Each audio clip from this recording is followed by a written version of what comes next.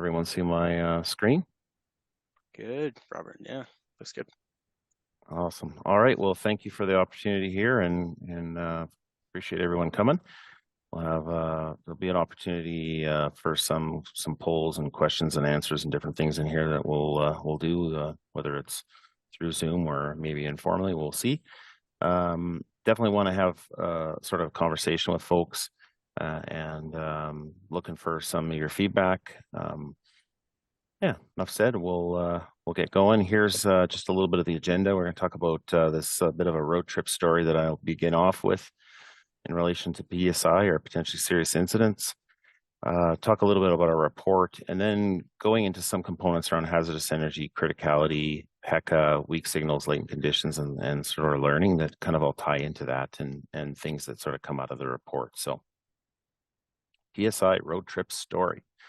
All right. Well, years ago, I would have been 21, and I decided to go into Montana, Wyoming, Idaho, Utah to fish for a month. I took some time off university and got a job, and built up a bit of money and went on a road trip.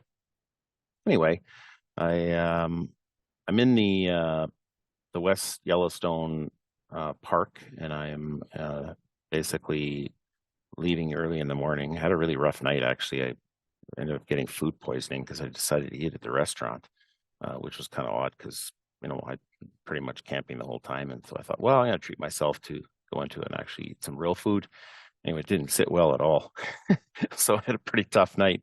Anyway, that morning I decided to get out of there, and I was like, you know what, I'm gonna head down the road, and I left the campground and proceeded down this steep hill that ran alongside the Yellowstone River.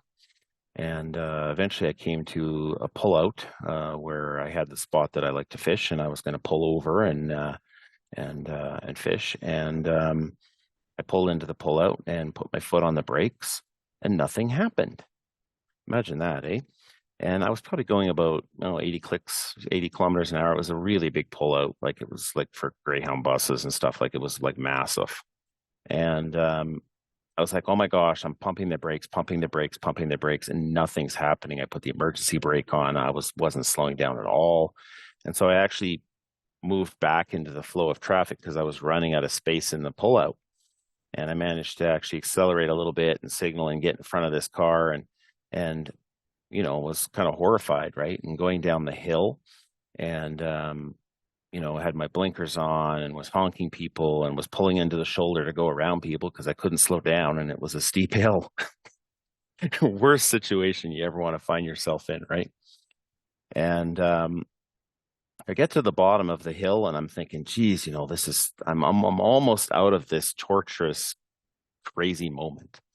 And the road kind of turned at the bottom, and I came around the corner, and I'm thinking, well, I'm out of the woods, right? I'm out of the woods. I'm going to start slowing down. I can pull over in the shoulder eventually, and get a tow truck or something, and probably have a total crash because of just the stress of the whole situation. And I'm thinking, I'm out of the woods. I'm at the bottom, and lo and behold, as I come around the corner, this is what I see.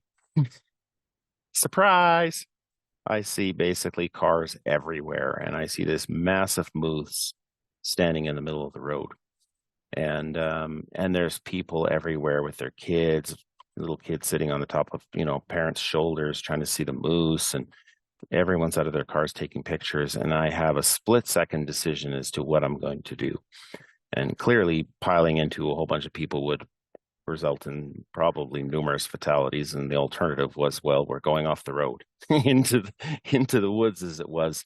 And away I went into the woods, and it was a split-second decision, basically. What had happened, unbeknownst to me, is somewhere along the way in my trip, I think my brake line probably was hanging a little bit low, or some of the clips basically, fell off, and maybe it got snagged on something and broke. And basically I lost all braking ability going down the hill. And it would be interesting to think of all the people that were sitting around, because as I careened off into the bush and managed to avoid any major trees, took out a lot of smaller trees, hitting the windshield and stuff. I kind of came to rest kind of opposite where the moose was because of the corner and the nature of the road. And I then proceeded to crawl into the back of my van and almost had a heart attack, just laid down and probably fell asleep and was there for about 4 hours. And I always thought about the fact that all the people that were watching that probably thought, look at this idiot. He's coming here to basically, he wants to get closer to the moose so he can take pictures. No idea what was actually going on at the time, relative to the mechanical failure that had occurred. So clearly a really close call, right? Like I got away lucky. Nothing bad happened. The vehicle wasn't terribly damaged. I wasn't injured. No one else was injured. But under slightly different circumstances, I could be dead, or there could be a whole slew of other people that had perished in such an incident, right? So, good example of those type of situations. We're talking about PSIs, where we're talking about situations under slightly different circumstances, or in the absence of putting controls in place for the future. That this is the kind of thing that will result in a fatality or a serious incident. So just want to share that story with you. I'm going to tie that story back into some of the material that we talk about here today. So according to Alberta OH&S, PSI is reportable when the incident had a likelihood of causing a serious injury or illness, and there is a reasonable cause to believe that corrective action may need to be taken to prevent reoccurrence. And so this is a change that occurred a couple of years ago with some tweaks to the legislation in that space. Just wanted to throw that up. There's a variety of supporting resources and stuff that we have that tie into this, similar to, sort of under slightly different circumstances, time, spacing, etc. And those things are still referenced in Alberta OH&S's PSI related resources, and they're still referenced in the guideline that we have on our website and the program that we have. So we released a report here just in October.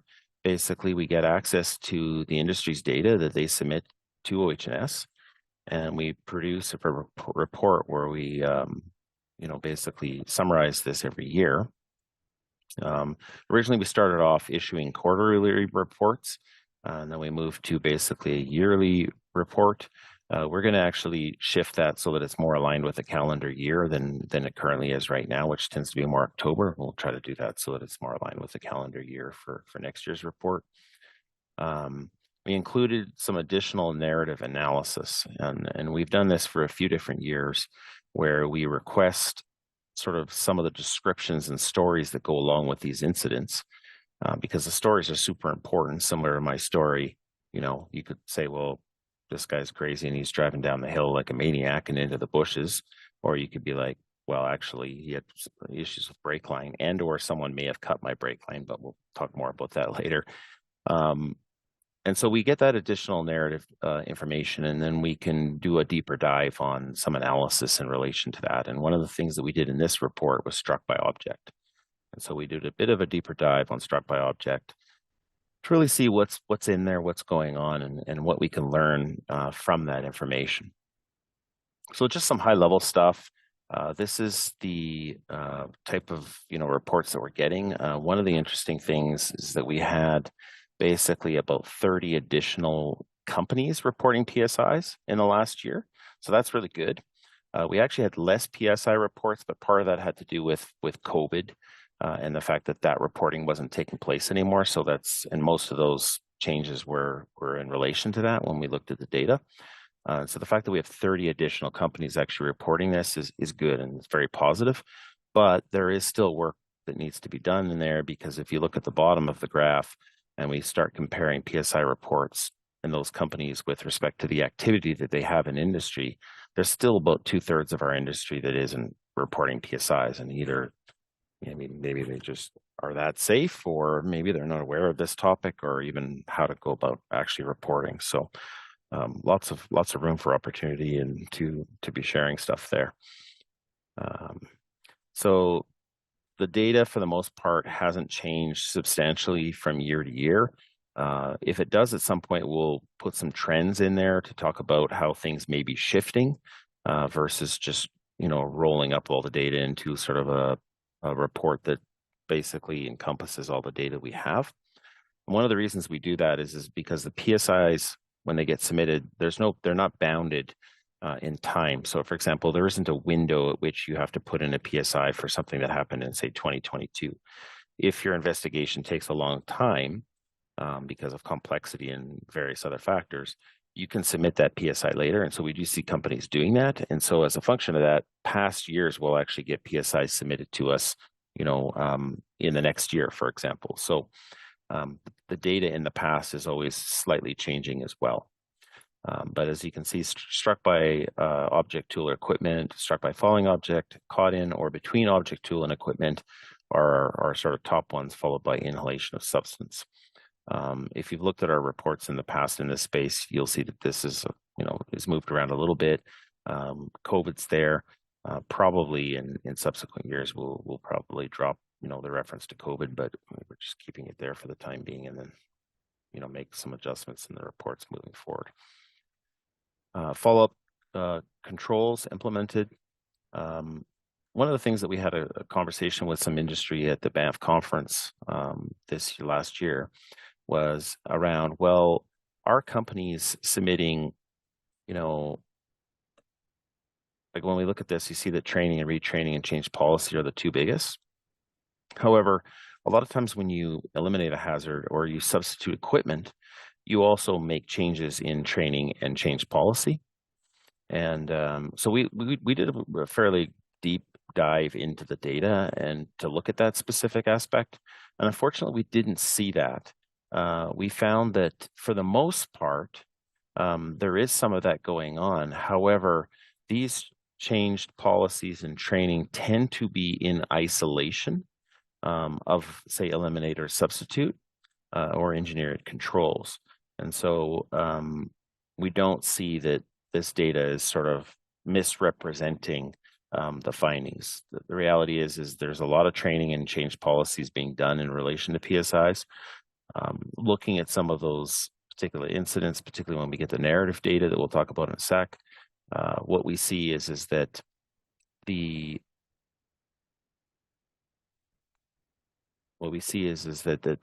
use of training and retraining and change policy is probably an opportunity to move away from that and to move into eliminate or substitute equipment. And so you probably folks have heard about this in the past, but when we're dealing with things that really the only separating factor between, this incident, say, for example, when I'm going down the hill in my van, is basically luck, right?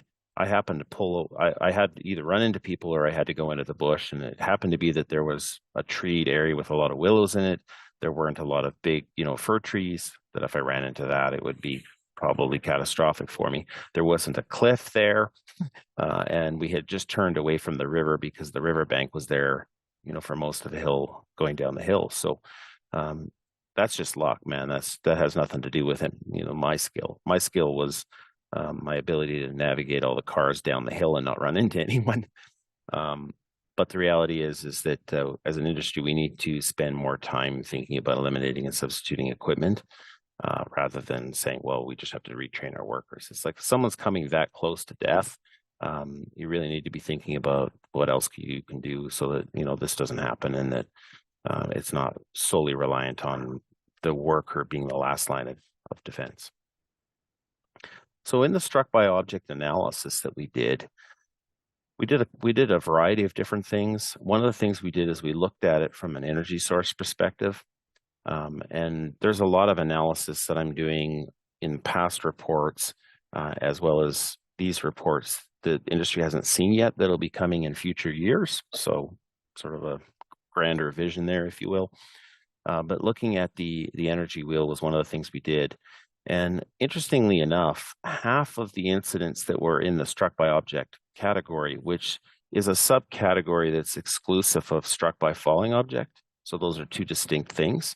But half of the incidents that were in this category were actually related to gravity. And it really highlights the fact that, when people are selecting this, they need to be certainly probably a bit more discrimination as to, what category and drop-down category they pick. And I know recently OH&S has done some changes to that just in the last couple of weeks here. But, some of that may be just sort of more of a human factor elements with respect to, you see struck by object, and then down below is struck by falling object, and people pick struck by object first, for example.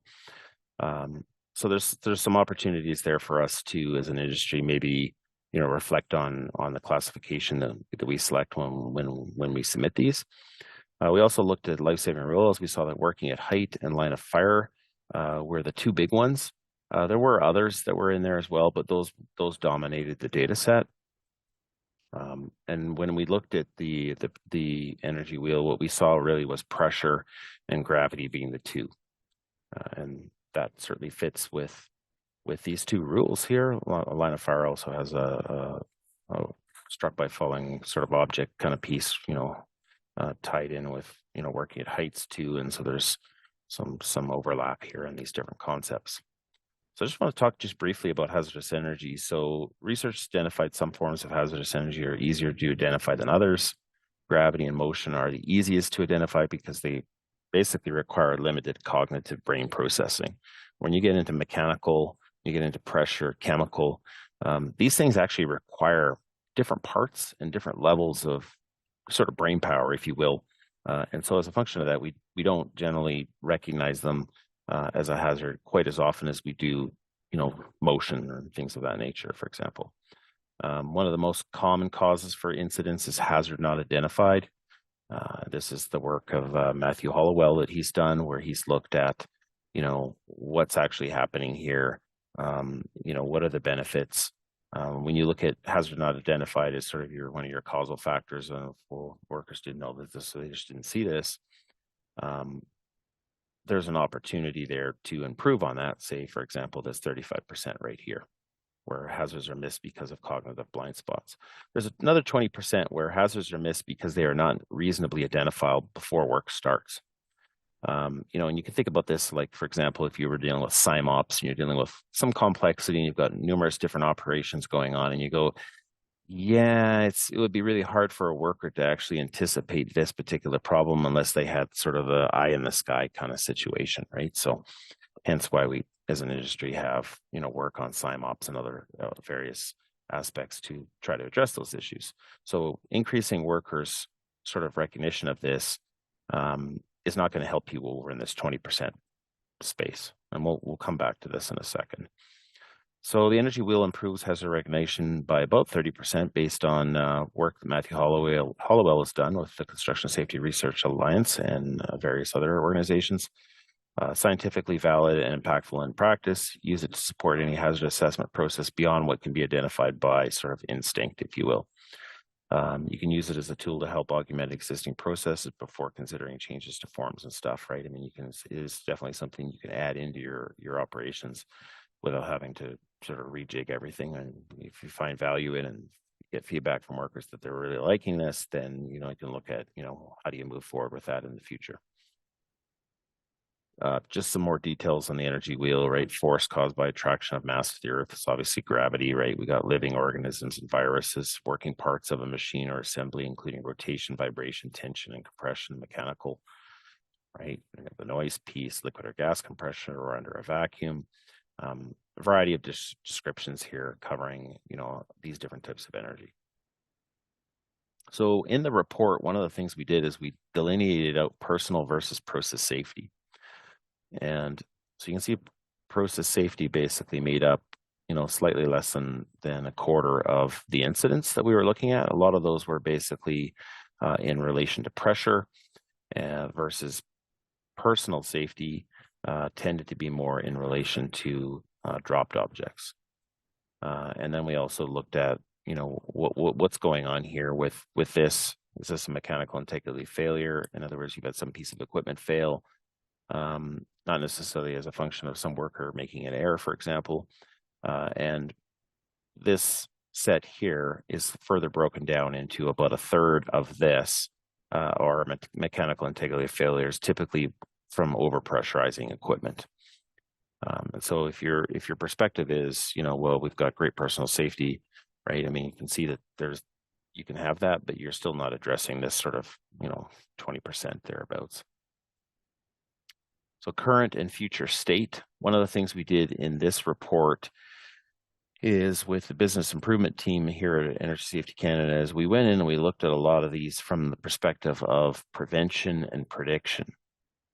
And where this actually surfaced is more from the perspective of the simple and complex.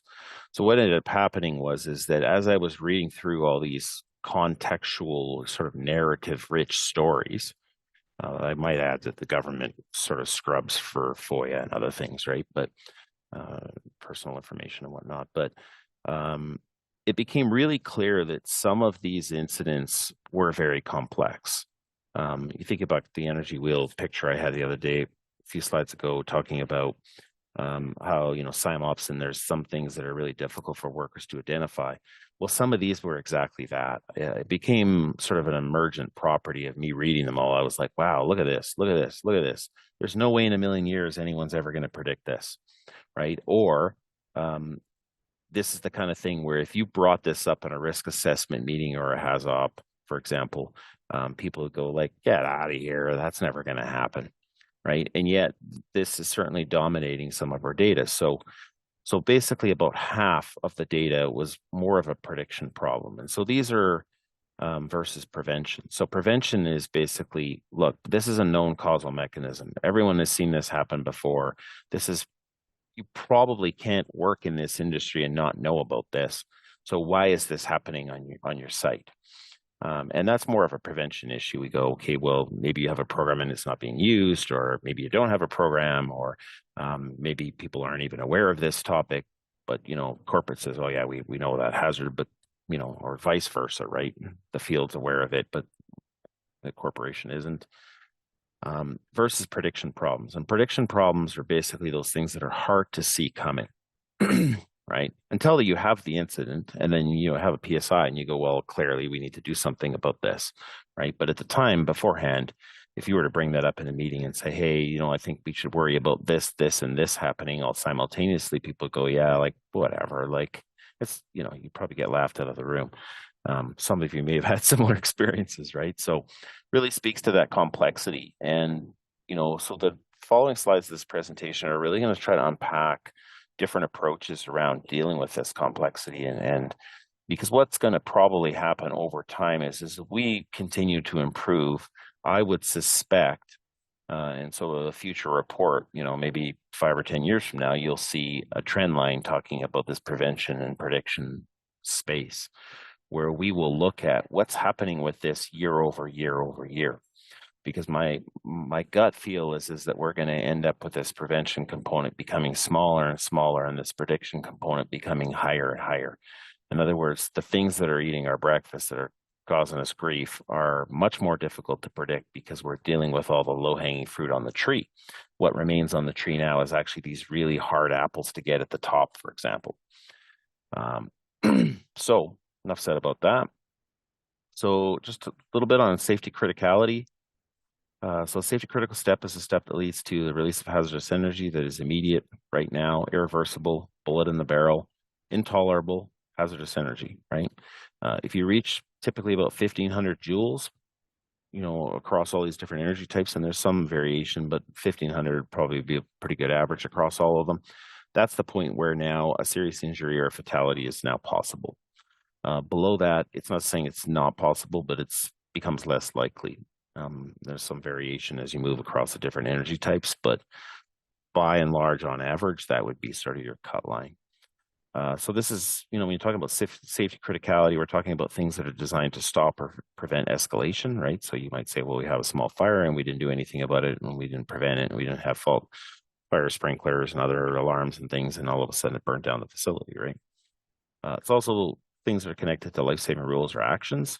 And so obviously, at our organization, we've done a lot of work on this particular topic.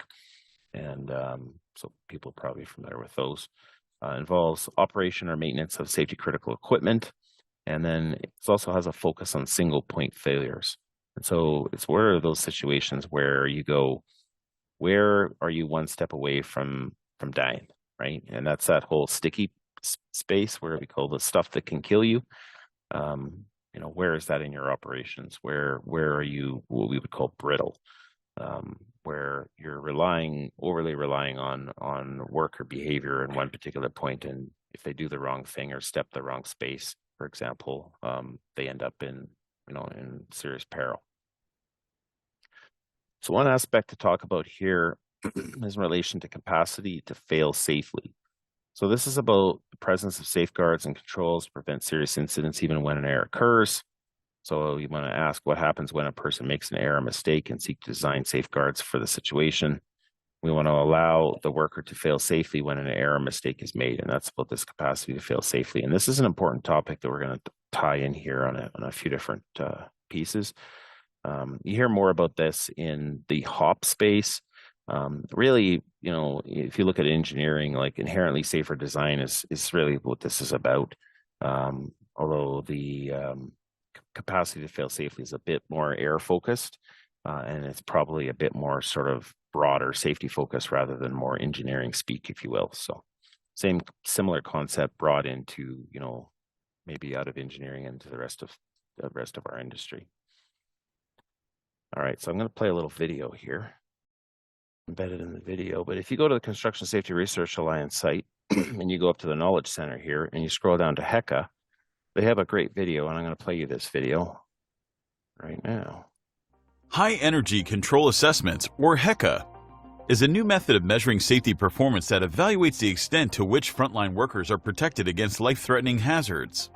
HECA is calculated as a percentage of high-energy hazards with a corresponding direct control.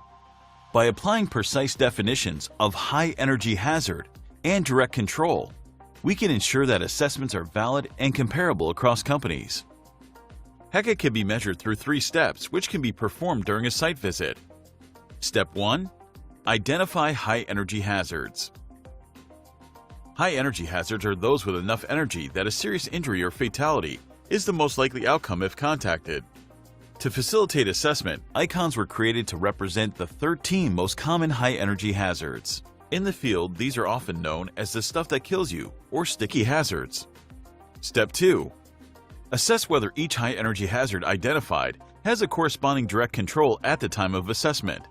To be considered a direct control and sufficient to protect against a life-threatening hazard, a safeguard must meet all the following criteria. 1. The control is specifically targeted at the high-energy hazard. 2. The control effectively mitigates exposure to the high energy. And 3. The control is effective even when someone makes a mistake. High-energy hazards with a direct control are marked as success, and those without a direct control are marked as exposure. Step 3. Compute the HECA score by dividing the total number of high-energy hazards with a direct control success by the total number of high-energy hazards observed, success plus exposure. With this equation, we have effectively measured the percentage of success conditions observed during a site visit. HECA is distinguished by some important features. 1. HECA is based on the science of energy-based safety and the principles of human and organizational performance. 2. HECA operationalizes the idea that safety is the presence of safeguards, not the absence of injuries. 3. HECA recognizes that even the best people make mistakes, so safeguards must be resilient to unintentional human error. 4. HECA specifically focuses on the hazards that commonly cause serious injuries and fatalities. 5. HECA is designed to be part of site visits that many mature companies already perform. Perhaps most importantly, HECA is being developed and standardized by over 100 companies through the collaborative efforts of the Construction Safety Research Alliance, Edison Electric Institute, Inga Foundation, and Safety Function. For more information, please reach out to us. There we go. Now I'll see if I can get this back up and running without too many issues. There we go. Yeah, so great video. It's on your, I'll send you the link here. There's lots of work on HECA. They have peer-reviewed research on that that's coming out here shortly as well, but there's also lots of guidance. There's actually some articles and other things that they've written as well in papers. So there's more stuff coming on that research on that specific space, but this is really about focusing on, like, let's actually focus on the stuff that's going to kill you and actually understand where we're vulnerable, right? And then that ties in with that whole control assurance piece, which is super important. So So one thing I want to talk about is weak signals. So weak signals are an indicator of potential future problem. So you might say, "Oh yeah, I noticed that." For example, after an incident. In the case of my story at the beginning, there was a weak signal. When I got up in that morning and I felt like absolute like death because I'd been so ill from food poisoning from the night before. I do recall actually leaving the campground when I came to an intersection and feeling that my brakes were soft. I was like, wow, it doesn't seem to be slowing down nearly as much. Part and parcel of that is that I didn't act on that probably because I just felt so awful. Um, no, yeah, it's a sort of an interesting sort of conversation, right? But weak signal detection is very complex, and we often like to think, well, we just need to train people. They need to be more aware. And of course, it's not easy, right? It's not something you can train into people. If you have a lot of workload on you, your ability to pick up on weak signals diminishes, right? Because just like your capacity to absorb that information is narrowing in your focus. How familiar you are with the particular area is certainly important. If I put you in a new car, your ability to pick up on whether the brakes are super um, responsive or not won't be there until you've driven that car a bit to know what normal is, right? Work environment changes, and then a zillion other factors that play into this. So it's just important to keep that in mind that this is not something that's simple, and so you can't ask people to be well, you can, but good luck with it. You can't ask people to just sort of identify, more weak signals. It's like you can say, "Hey, we really want you to bring this forward," but when someone doesn't, it's like it's not because that they're not motivated or they didn't care. It's much more complex than that. Um, keep in mind that you can recognize a weak signal. That would be your first step. So you go, well, the brakes seem a little odd here, for example, or in this case of a pump, you say that sounds a little odd. It's making a funny sound. And whether that funny sound is relevant to you, it really depends on sort of your comprehension of past experiences. And you might say, well, yeah, I know that weak signal that I'm hearing, that funny pump sound, is because there's a problem in the bearings. And then your ability to actually predict and say, maybe in 2 weeks' time, we'll likely see that pump will fail, right?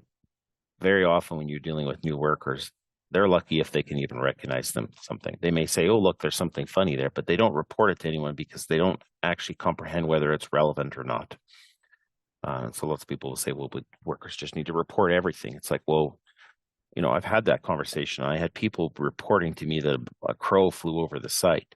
It's like, oh, how is that relevant? They said, well, you asked us to report everything. I don't know. I'm a new worker here. What am I supposed to know?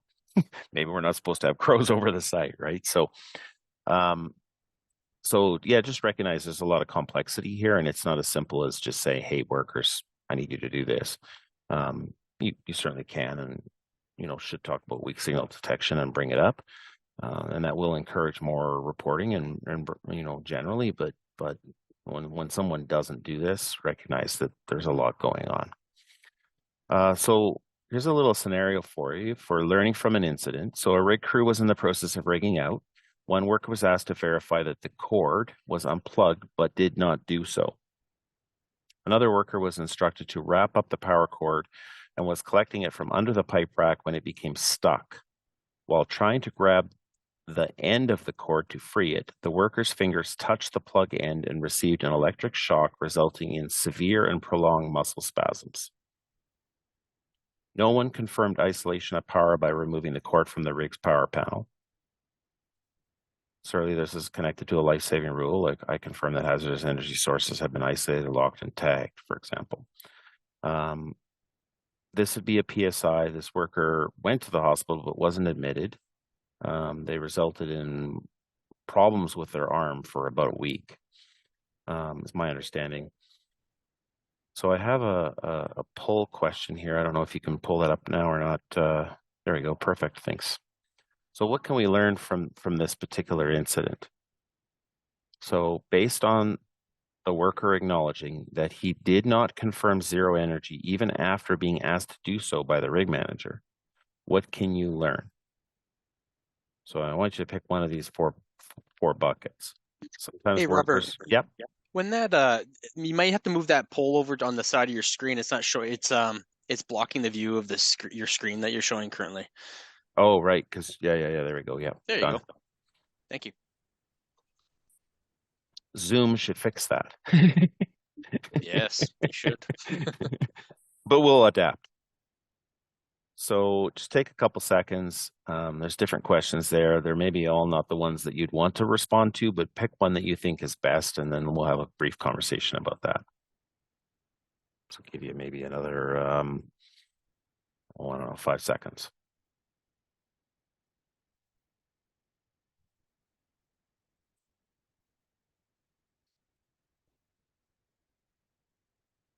How are we doing, Jordan? Yeah, we're doing good. We have 9 of 17 people participated. It's going up.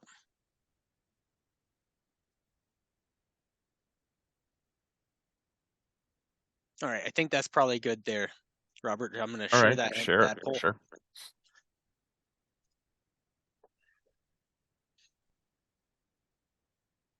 I'm going to pull this back so everyone can see that, and it probably shows up on your screen as well.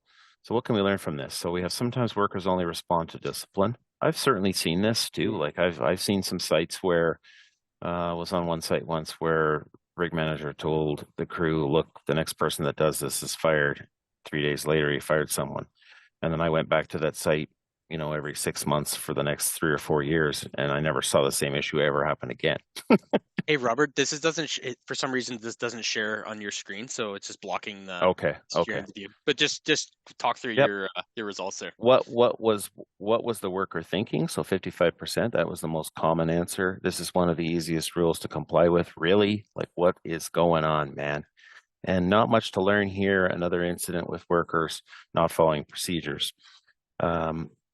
So let's unpack this a little bit and then see if your perspective changes.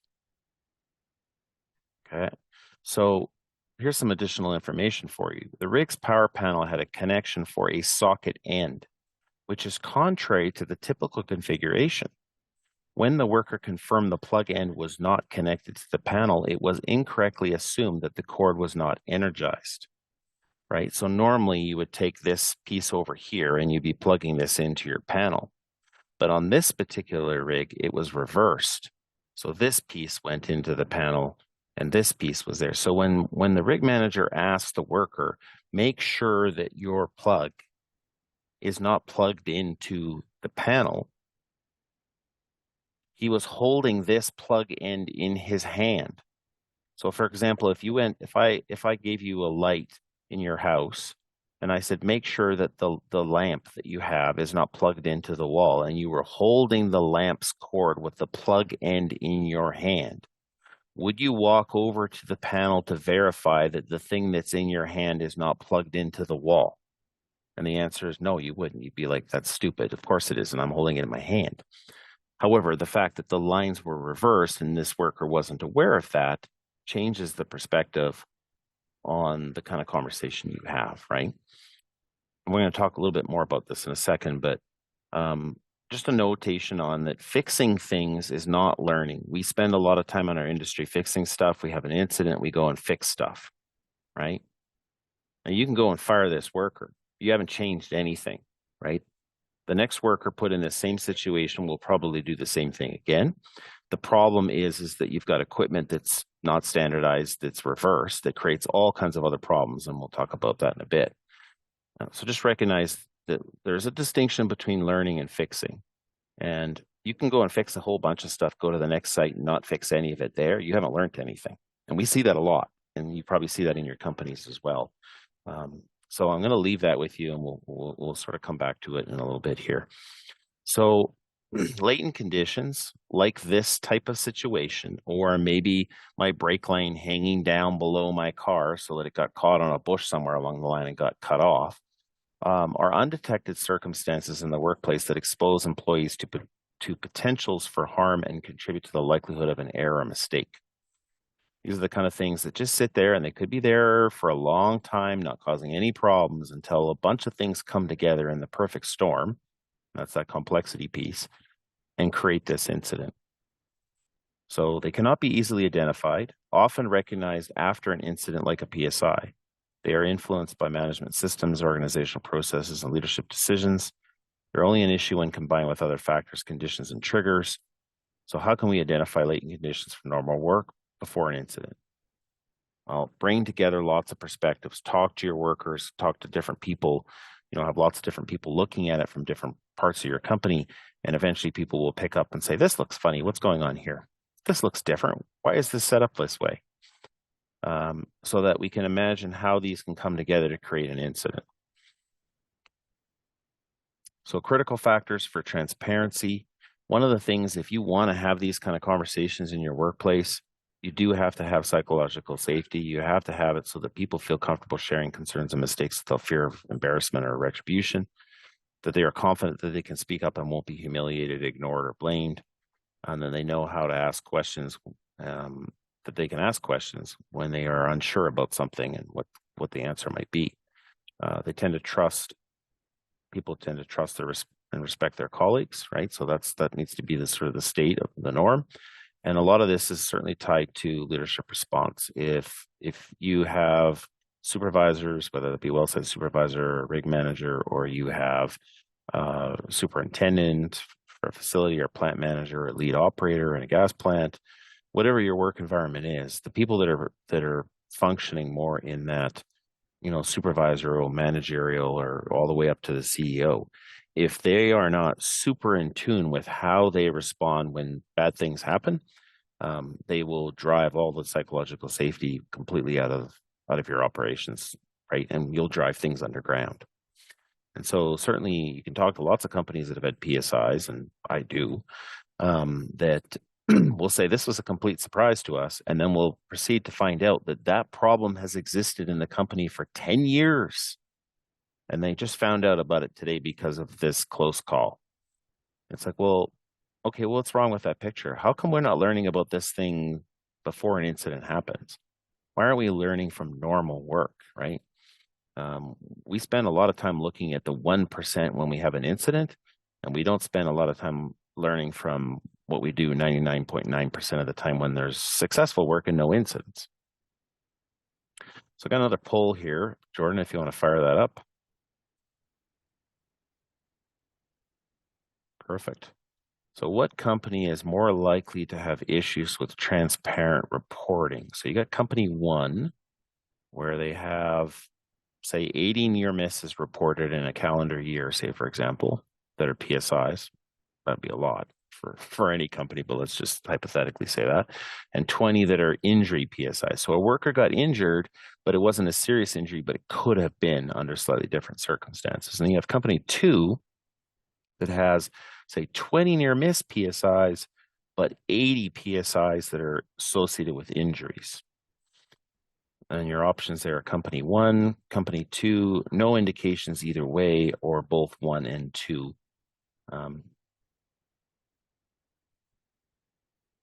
Yeah, so what do you guys think? What company is more likely to have issues with transparent reporting?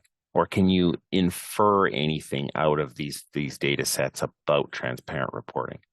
Of course, transparent reporting is partly tied to systems, partly tied to psychological safety, level of sophistication. There's a whole bunch of things that tie into, why one company might have more of one than another, right? How are we doing there, Jordan? I'm just going to share that with you right now. There you go. Okay, so company one, 17%, company two, 67%. No indication either way, 17%.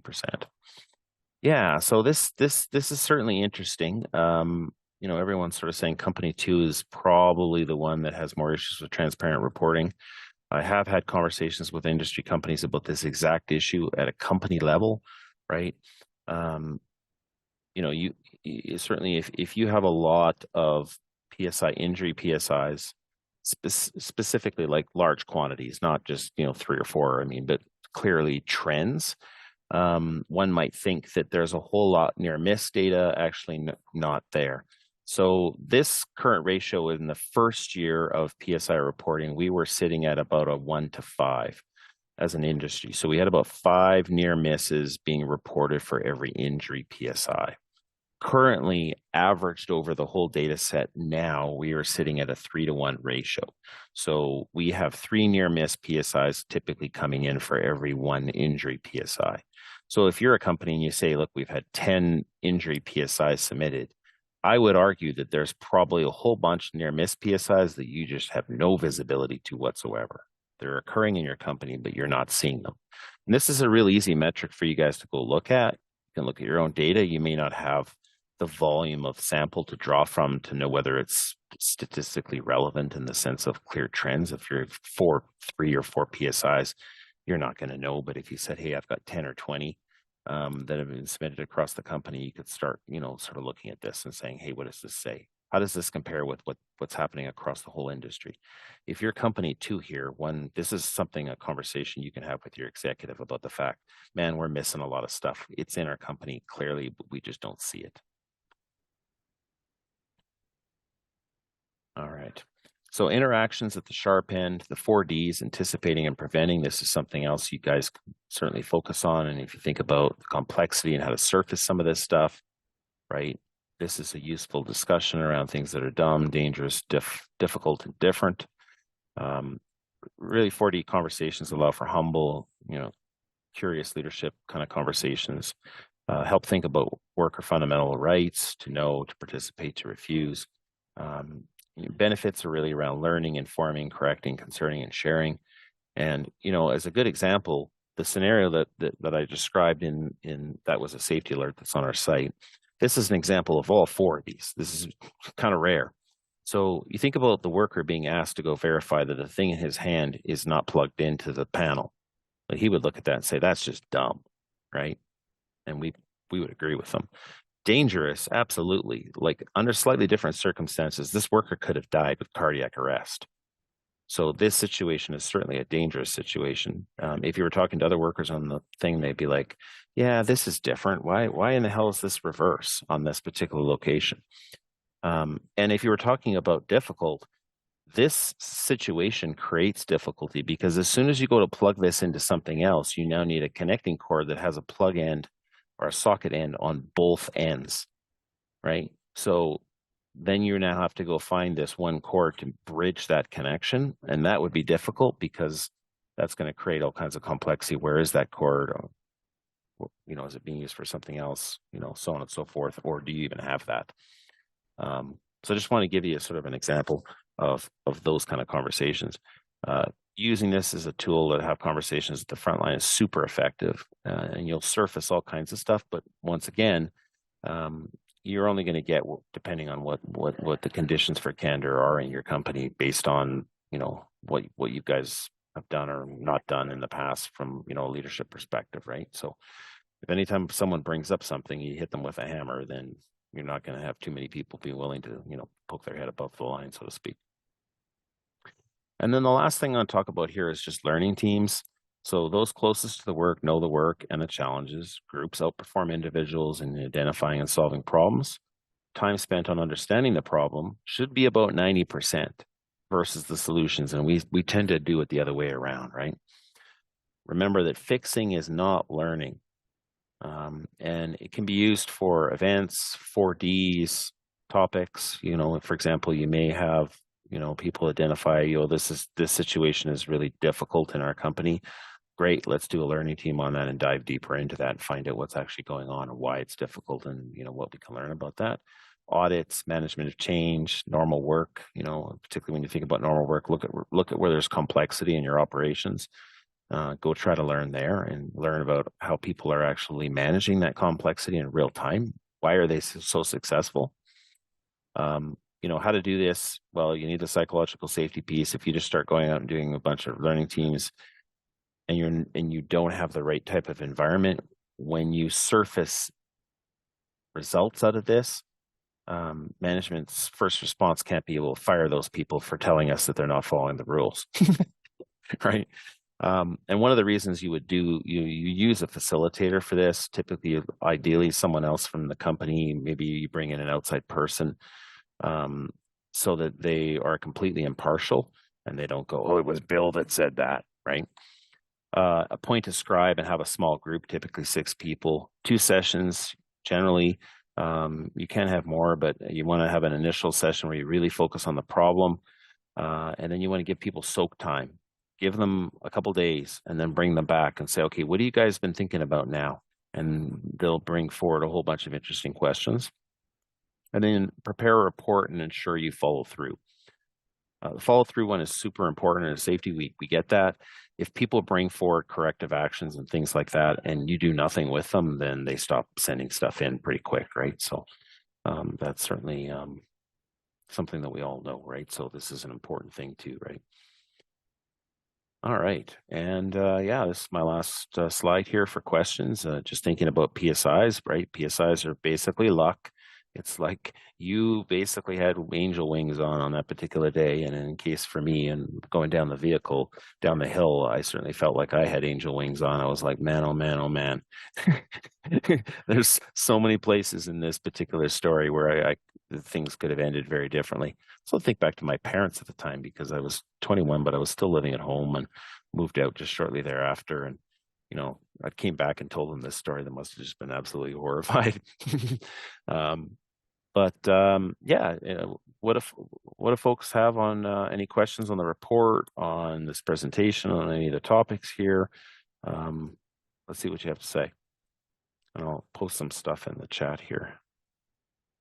If I can do that without creating too many issues.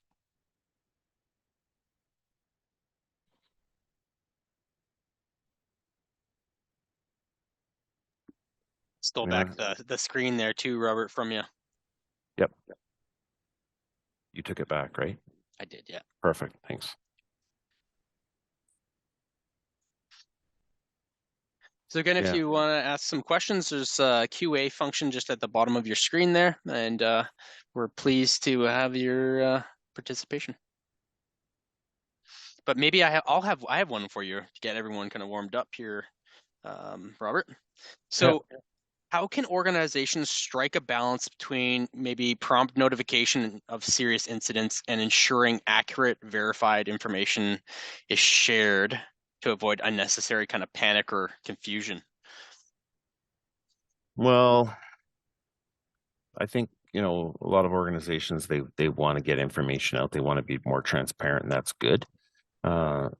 But I also think there's this desire where people want to solve the problem and tell everyone what happened. And I think it's very easy earlier on in an incident to fall into your own biases to say, well, you know, it looks like this, or it looks like that, or it looks like this worker didn't follow the procedure, you know, and I would say, you know, stay away from that. Stick to the facts. This is what happened on this day. This worker, this energy was released. And wait, because as you spend more time doing accident investigation, for anyone on the call certainly would be aware of this, if you've you know, done these, you're very likely to surface all kinds of interesting things, and in particular the things that are going to basically change your perspective.